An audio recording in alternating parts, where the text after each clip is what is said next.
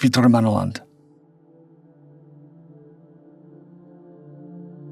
There are many stories of places that have been deemed mythological, only for it later to be discovered that there is much more to these myths than was first thought. Hvítramannaland, also variously known as Great Ireland or White Man's Land, is one such place.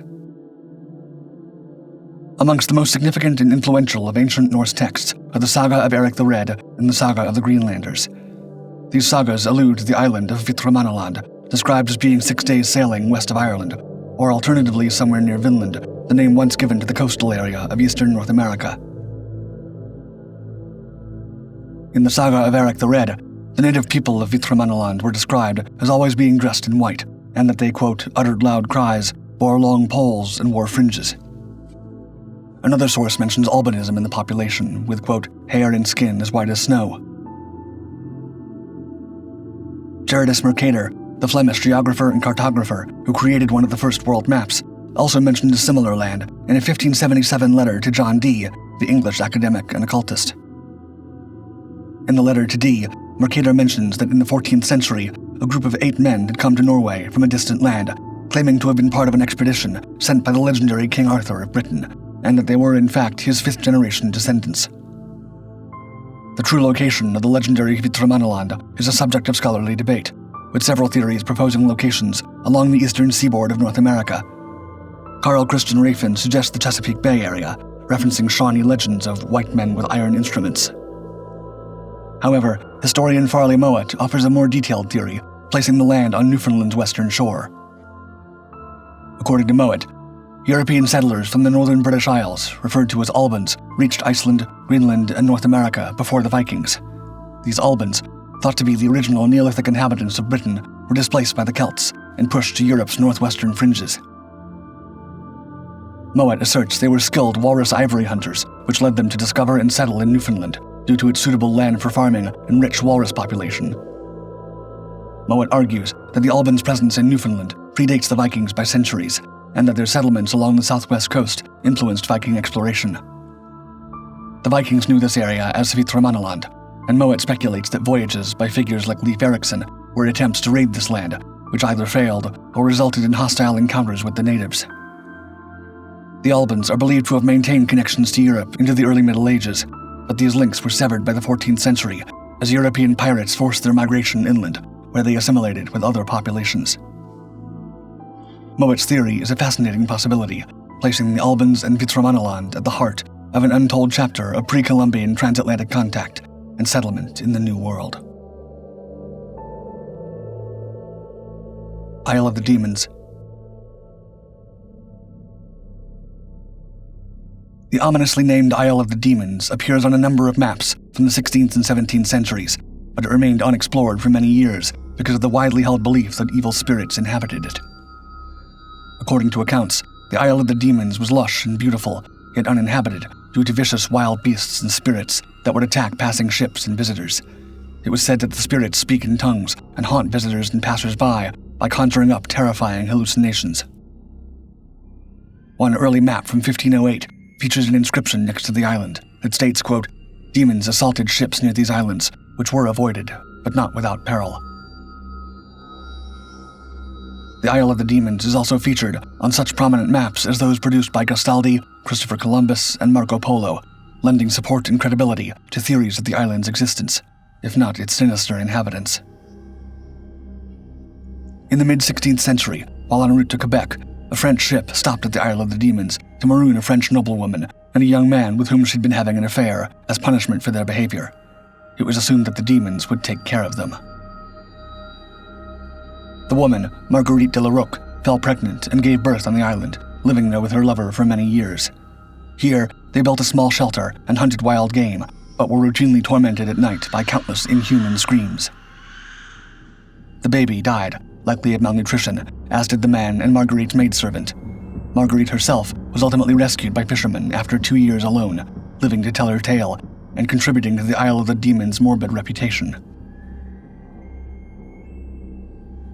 By the mid-17th century, the Isle of the Demons was no longer included on maps. Its actual location remains speculative, though it is generally placed in Newfoundland, or one of the many islands located across the Strait of St. Lawrence. Harpoon Island is often considered its modern counterpart.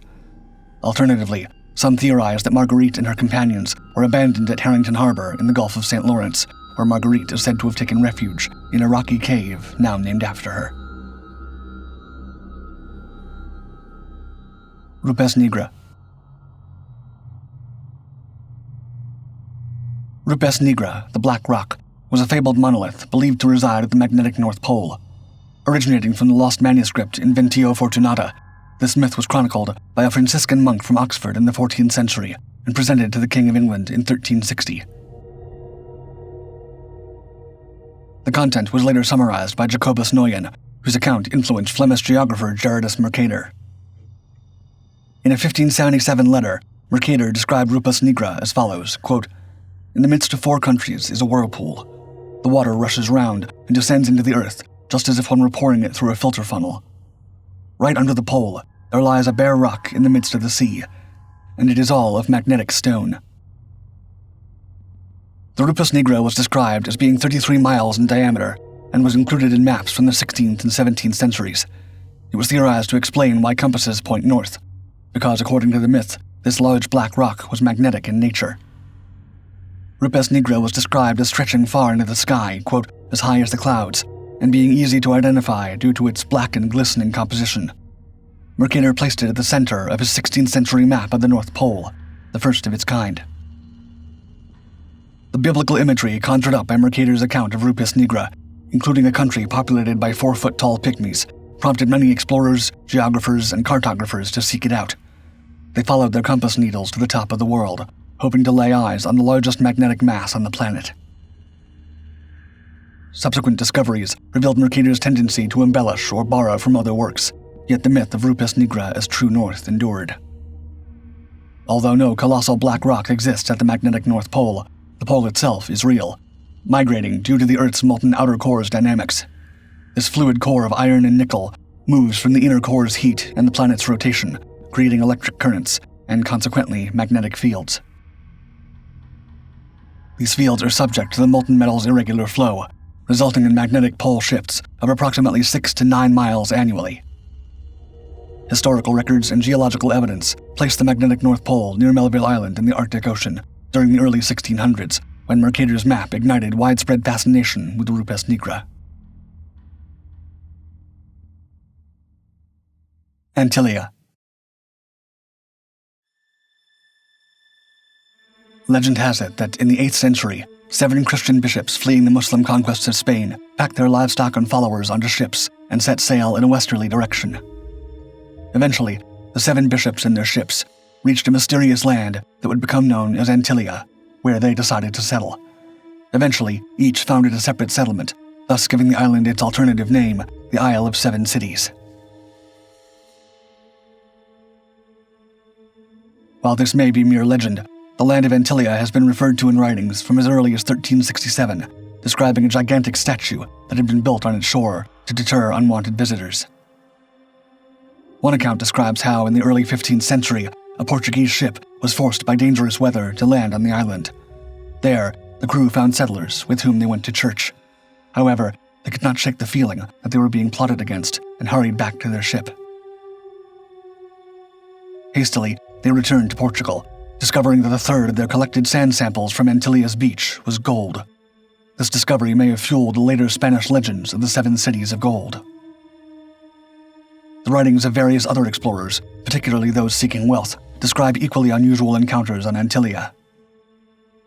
Antillia is first clearly depicted in a 1424 chart, then in various naval logs, created over the rest of the 15th century, after which it gradually began to disappear from records. As fewer and fewer references to Antillia were made, the prevailing belief became that the land was a fictitious one, drawing comparisons with the utopian tales of Atlantis and the Isles of the Blessed, as referred to in ancient Greek poetry and other writings. While it was once considered a phantom island, theories have suggested that the real Antillia may have been under our noses the whole time. The consistency of its recorded size and depiction on maps has led scholars to speculate. Some suggest that Antillia's representation aligns with the Americas, supporting theories of pre-Columbian transoceanic contact. Avalon.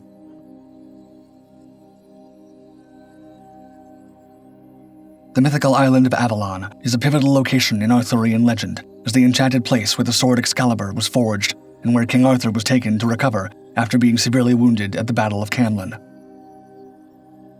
Avalon is synonymous with Arthurian mythology, often associated with mystical practices and figures such as the sorceress Morgana, who is sometimes depicted as its ruler. Geoffrey of Monmouth, who later became the Bishop of St. Asaph, referred to Avalon as the Isle of Fruit Trees, indicating a place abundant with such trees, a concept which could have Welsh, Cornish, or Breton origins, relating to the word for apple tree in those languages. This ties into wider Celtic and Gaelic legends of otherworldly islands abundant with apples, suggesting a common mythological theme of islands of paradise among the ancient Britons. The leading candidate for the real island on which Avalon was based is the town of Glastonbury, which is located in the English county of Somerset and is famous for its many apple orchards. While Glastonbury is not an island, it was once surrounded by marshlands and does occupy high ground, which may have given it the appearance of being an island at one time. Glastonbury Abbey also has powerful Arthurian associations, lending further weight to this theory. The connection between Avalon and Glastonbury first arose from medieval traditions, particularly from the claims made by monks in the 12th century, who sought to benefit from the burgeoning popularity of Arthurian legends. They announced the discovery of Arthur's remains at Glastonbury in 1190, declaring it to be Avalon. This link was solidified by the purported discovery of Arthur's tomb, which led to a stream of pilgrims visiting the site, though many experts now believe that the monks fabricated the inscription and the tomb. Despite this, Glastonbury and Avalon have become inseparable in the collective imagination, with Glastonbury even now being referred to as the ancient Avalon.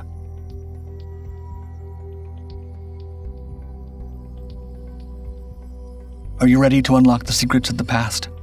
Subscribe now to Dark Five's brand new Ancient Mysteries channel and embark on a journey to uncover the most enigmatic and awe-inspiring mysteries of ancient times. Leave a comment if there are any ancient mysteries you want us to explore in upcoming videos.